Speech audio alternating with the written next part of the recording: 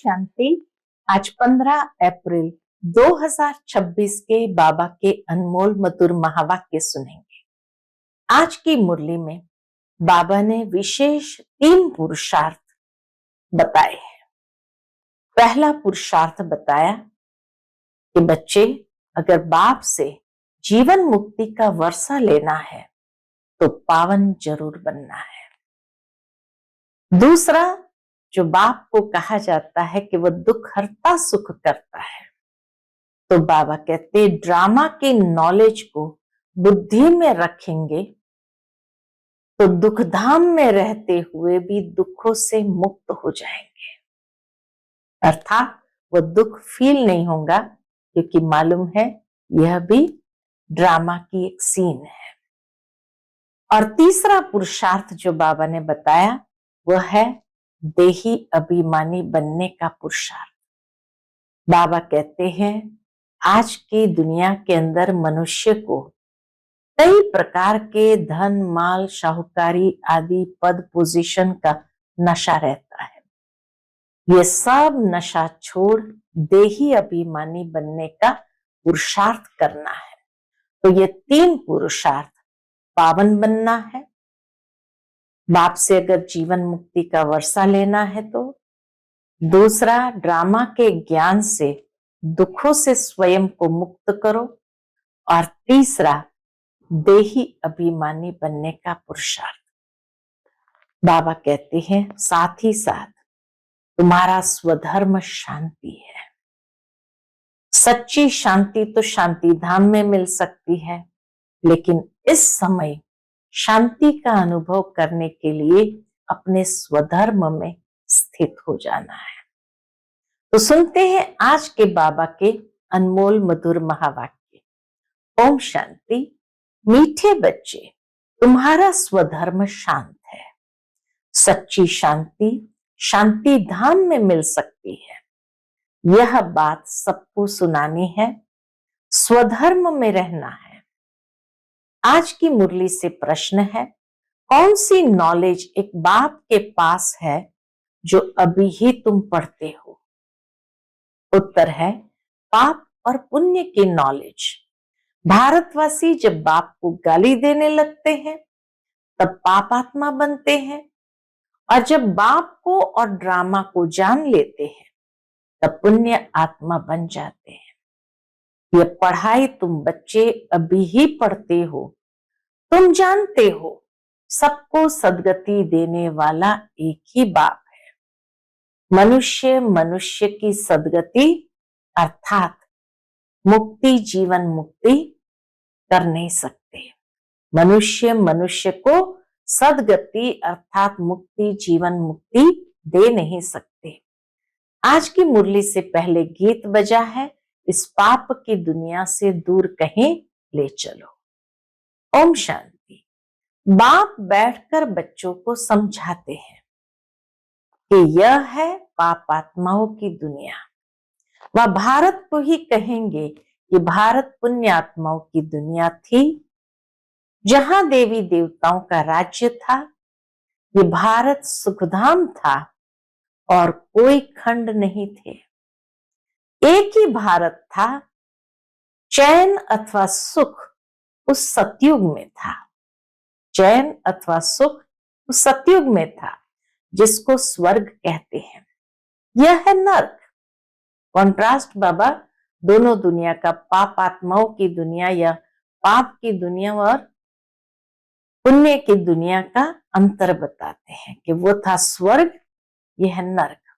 भारत ही स्वर्ग था, अभी नर्क बना है। नर्क में चैन अथवा सुख शांति कहां से आए? कलयुग को नर्क कहा जाता है। कलयुग अंत को और ही रौरो नर्क कहा जाएगा। द्वापर कलयुग धीरे धीरे नर्क बनता गया, लेकिन कलयुग अंत को तो और ही रौरो नर्क कहा जाता है, दुखधाम कहा जाता है। भारत ही सुखधाम था जब इन लक्ष्मी नारायण का राज्य था। भारतवासियों का गृहस्थ धर्म पवित्र था। प्योरिटी भी थी, सुख शांति भी थी, संपत्ति भी बहुत थी। अब वही भारत पतित बना है, सब विकारी बने हैं। यह है दुख धाम। भारत सुखधाम था, और जहां हम आत्माएं निवास करती है वह है शांति धाम। तो सुख धाम, दुख धाम और शांति धाम। शांति वहां शांति धाम में ही मिल सकती है। आत्मा शांत वहां ही रह सकती है। जिसको स्वीट होम, निराकारी दुनिया कहा जाता है, वह है आत्माओं का घर। वहां जब रहते हैं तो आत्मा शांति में है। बाकी शांति कोई जंगल आदि में जाने से नहीं मिलती है। शांति धाम तो वही है। सतयुग में सुख भी है, शांति भी है। शांति धाम में सिर्फ शांति है। सतयुग में सुख भी है और शांति भी है।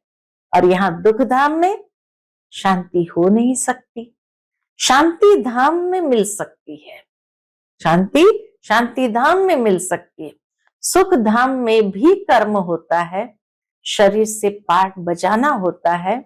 इस दुख धाम में एक भी मनुष्य नहीं जिसको सुख शांति हो। इस दुख धाम में भगवान वाच एक भी मनुष्य नहीं जिसको सुख शांति हो। क्यों? यह है भ्रष्टाचारी पतित धाम। तब तो पतित पावन को बुलाते हैं, परंतु उस बाप को कोई जानते नहीं है, इसलिए निधन के बन पड़े हैं। अर्फन होने के कारण आपस में लड़ते झगड़ते हैं। कितना दुख, शांति, मारा मारी है। यह है ही रावण राज्य। राम राज्य मांगते हैं, चाहते हैं। रावण राज्य में न सुख है न शांति है। राम राज्य में सुख शांति दोनों है। आपस में कभी लड़ते झगड़ते नहीं थे। राम राज्य में आपस में कभी लड़ते झगड़ते नहीं थे। वहां 5 विकार होते ही नहीं। यहाँ 5 विकार है। पहला है देह अभिमान मुख्य, फिर काम क्रोध। भारत जब स्वर्ग था तो ये विकार नहीं थे, वहां देही अभिमानी थे। अब सब मनुष्य देह अभिमानी है। देवताएं थे देही अभिमानी। देह अभिमान वाले मनुष्य कभी किसको सुख नहीं दे सकते। क्यों सुख शांति नहीं है इस दुनिया में? क्योंकि देह अभिमान वाला कभी किसी को सुख नहीं दे सकते। एक दो को दुख ही देते हैं। ऐसे मत समझो कोई लखपति, करोड़पति, पद्मपति है तो सुखी है। बाबा कहते नहीं, ऐसे मत समझो। नहीं, यह तो सब है माया का भपका, माया का राज्य है। अभी उनके विनाश के लिए यह महाभारत लड़ाई सामने खड़ी है। इसके बाद फिर स्वर्ग के द्वार खुलने हैं। आधा कल्प के बाद फिर नरक के द्वार खुलते हैं। द्वापर से फिर नरक के द्वार खुलते हैं। यह बातें कोई शास्त्र में नहीं है। स्वर्ग के द्वार कब खुलते, नरक के द्वार कब खुलते, यह बातें कोई शास्त्र में नहीं है। भारतवासी कहते हैं जब भक्ति करेंगे तो भगवान मिलेगा। बाबा कहते हैं जब भक्ति करते करते बिल्कुल नीचे आ जाते हैं तब मुझे आना पड़ता है स्वर्ग की स्थापना करने, अर्थात भारत को स्वर्ग बनाने। भारत जो स्वर्ग था वह नरक कैसे बना? रावण ने बनाया।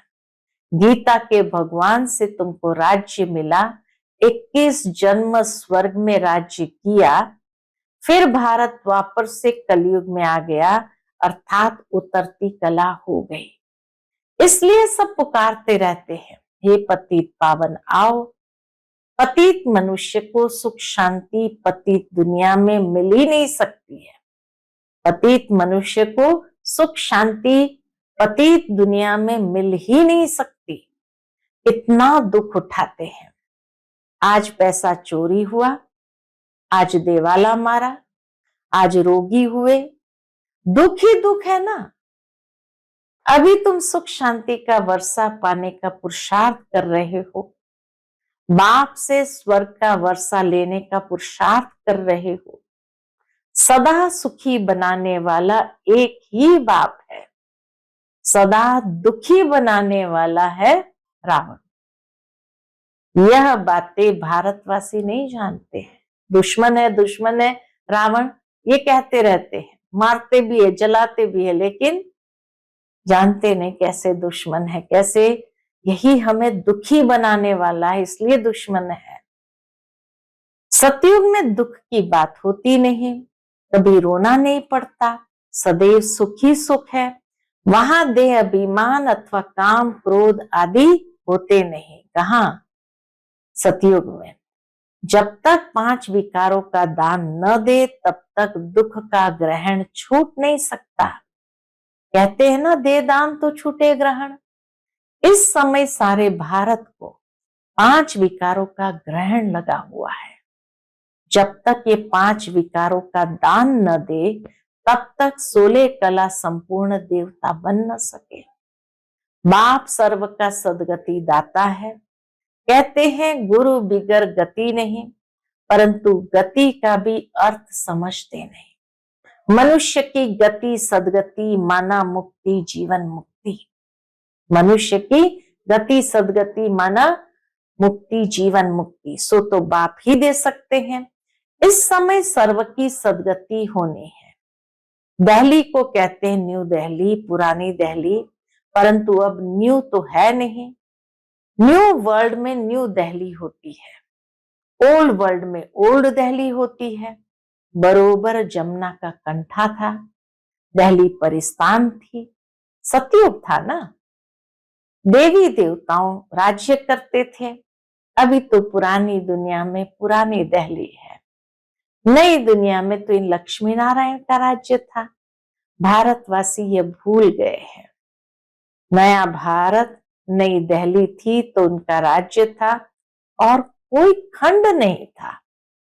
ये कोई भी नहीं जानते कि सतयुग में और कोई खंड नहीं था, एक ही दुनिया थी भारत। गवर्नमेंट ये पढ़ाती नहीं है, जानते हैं कि यह तो अधूरी हिस्ट्री है। अधूरी हिस्ट्री जब उनको पूरा मालूम ही नहीं तो कैसे पढ़ाएंगे। जब से इस्लामी बौद्ध आए, लक्ष्मी नारायण के राज्य का कोई को पता नहीं है। ये बाप ही बैठ समझाते हैं कि सारी सृष्टि का चक्र कैसे फिरता है। जब भारत स्वर्ग था तो गोल्डन एज था, अब वही भारत देखो क्या बन गया है। फिर भारत को हीरे जैसा कौन बनाए। बाप कहते हैं जब तुम बहुत पाप आत्मा बन जाते हो तब मैं आता हूं पुण्य आत्मा बनाने। ये ड्रामा बना हुआ है जिसको कोई भी नहीं जानते। ये नॉलेज सिवाय बाप के कोई दे ना सके। नॉलेजफुल बाप ही है, वह आकर पढ़ाते हैं। मनुष्य को कभी सदगति दे नहीं सकते। जब देवी देवता थे तो सब एक दो को सुख देते थे, कोई भी बीमार रोगी नहीं होते थे। यहाँ तो सब रोगी है, दुखधाम में तो सब रोगी है। अब बाप आए हैं फिर से स्वर्ग बनाने। बाप स्वर्ग बनाते, रावण नरक बनाते हैं। यह खेल है जिसको कोई भी नहीं जानते। शास्त्र का ज्ञान है फिलॉसफी, भक्ति मार्ग, वह कोई सदगति मार्ग नहीं है। यह कोई शास्त्रों की फिलॉसफी नहीं है। यहाँ जो बाबा हमें ज्ञान देते, ये कोई शास्त्रों की फिलॉसफी नहीं। बाप कोई शास्त्र नहीं सुनाते हैं, यहाँ है स्पिरिचुअल नॉलेज। बाप को स्पिरिचुअल फादर कहा जाता है, वह है आत्माओं का बाप। बाप कहते मैं मनुष्य सृष्टि का बीज रूप हूं, इसलिए नॉलेजफुल हूं। इस मनुष्य सृष्टि रूपी झाड़ की आयु कितनी है, कैसे वृद्धि को पाता है, फिर कैसे भक्ति मार्ग शुरू होता है, ये मैं जानता हूं। बाबा कहते ये मैं जानता हूं। तुम बच्चों को ये नॉलेज देकर स्वर्ग का मालिक बनाता हूं, फिर तुम मालिक बन जाते हो। यह नॉलेज तुमको एक ही बार मिलती है, फिर गुम हो जाती है। फिर सतयुग त्रेता में इस नॉलेज की दरकार नहीं रहती। यह नॉलेज सिर्फ तुम ब्राह्मणों को है, देवताओं में यह नॉलेज नहीं है। बाबा कहते देवताओं में यह नॉलेज नहीं, तो परंपरा से यह नॉलेज आ न सके। यह सिर्फ तुम बच्चों को एक ही बार मिलती है। सारे कल्प में ये नॉलेज सिर्फ एक ही बार मिलती है, जिससे तुम जीवन मुक्त बन जाते हो, बाप से वर्षा पाते हो। तुम्हारे पास बहुत आते हैं, बोलते हैं मन की शांति कैसे मिले, परंतु ये कहना भूल है। मन की शांति कैसे मिले ये कहना ही भूल है। मन बुद्धि आत्मा के ऑर्गन्स है, जैसे शरीर के ऑर्गन्स है। आत्मा को पत्थर बुद्धि से पारस बुद्धि बाप ही आकर बनाते हैं, जो सतयुग त्रेता तक चलती है। फिर पत्थर बुद्धि बन पड़ते हैं। अभी फिर तुम पत्थर बुद्धि से पारस बुद्धि बनते हो। तुम्हारी पारस बुद्धि जो थी उसमें खाद मिलती गई है। अब फिर पारस बुद्धि कैसे हो? बाप कहते हैं आत्मा मुझे याद करो। पारस बुद्धि बनने के लिए हे आत्मा मुझे याद करो। याद की यात्रा से तुम पवित्र बनेंगे और मेरे पास आ जाएंगे। बाकी जो कहते हैं मन की शांति कैसे मिले, उन्हें बताओ। क्या बताएंगे कि यहाँ शांति हो कैसे सकती? यह है ही दुखधाम, यह है ही दुखधाम, क्योंकि विकारों की प्रवेशता है। यह तो बेहद के बाप से ही वर्षा मिल सकता है। सुख शांति का वर्षा तो बेहद के बाप से ही मिल सकता है। फिर रावण का साथ मिलने से पतित बन जाते हो। फिर बाप द्वारा पावन बनने में सेकंड लगता है। अभी तुम आए हो बाप से जीवन मुक्ति का वर्षा लेने। बाप जीवन मुक्ति का वर्षा देते हैं और रावण जीवन बंध का श्राप देते हैं। बाप जीवन मुक्ति का वर्षा देते हैं और रावण जीवन बंध का श्राप देते हैं। इसलिए दुख ही दुख है। ड्रामा को भी जानना है। दुखधाम में किसको सुख शांति मिल न सके। शांति तो हम आत्माओं का स्वधर्म है। शांति तो हम आत्माओं का स्वधर्म है। शांति धाम आत्मा का घर है। आत्मा कहती है हमारा स्वधर्म शांत है। ये शरीर बाजा नहीं बजाता हूं, बैठ जाता हूं। आत्मा कहती हमारा स्वधर्म शांत है। अच्छा, ये शरीर रूपी बाजा नहीं बजाता हूं, बैठ जाता हूं। परंतु कहां तक बैठे रहेंगे? बैठ जाएंगे तो क्या शांति मिल जाएंगे? कर्म तो करना ही है ना। जब तक मनुष्य ड्रामा को नहीं समझे तब तक दुखी रहते हैं। बाप कहते हैं मैं हूं ही गरीब निवास। इसलिए आकर के बाबा ड्रामा का रहस्य स्पष्ट करते हैं। बाप कहते मैं हूं ही गरीब निवास, यहाँ गरीब ही आएंगे। शाहूकारों के लिए तो स्वर्ग यही है, वो तो समझते हैं हमारे लिए तो स्वर्ग यही है। उन्हों की तकदीर में स्वर्ग के सुख है नहीं। बाप कहते हम गरीब निवास है। शाहूकारों को गरीब और गरीबों को शाहूकार बनाता हूं। बाप कहते मैं आता हूं, गरीब निवास हूं, तो शाहूकारों को गरीब, गरीबों को शाहूकार बनाता हूं। शाहूकार इतना ऊंच पद पा नहीं सकते, क्योंकि यहाँ शाहूकारों को नशा है। हाँ, प्रजा में आ जाएंगे, प्रभावित होते हैं, प्रजा में आ जाएंगे। स्वर्ग में तो जरूर आएंगे, परंतु ऊंच पद गरीब पाते हैं। गरीब शाहूकार बन जाते हैं। उन्हें देह अभिमान है ना, शाहूकारों को तो देह अभिमान है ना कि हम धनवान हैं। परंतु बाबा कहते ये धन माल सब मिट्टी में मिल जाना है, विनाश हो जाना है। देही अभिमानी बनने में बहुत मेहनत है। इस समय सब देह अभिमानी है। अभी तुमको देही अभिमानी बनना है। आत्मा कहती है हमने 84 जन्म पूरे किए, नाटक पूरा होता है, अब वापस जाना है। अभी कलयुग के अंत सतयुग के आदि का संगम है। बाप कहते हर 5000 वर्ष बाद आता। भारत को इसलिए आते हैं भारत को फिर से हीरे जैसा बनाने। ये हिस्ट्री ज्योग्राफी बाप ही बता सकते हैं और कोई नहीं बता सकता। तो आज की सारी मूल्य हमने सुनी कॉन्ट्रास्ट, एक तरफ स्वर्ग, एक तरफ नरक, एक तरफ सुखधाम, एक तरफ दुखधाम, एक तरफ शाहूकार और दूसरी ओर कैसे हीरे जैसा जन्म वाले।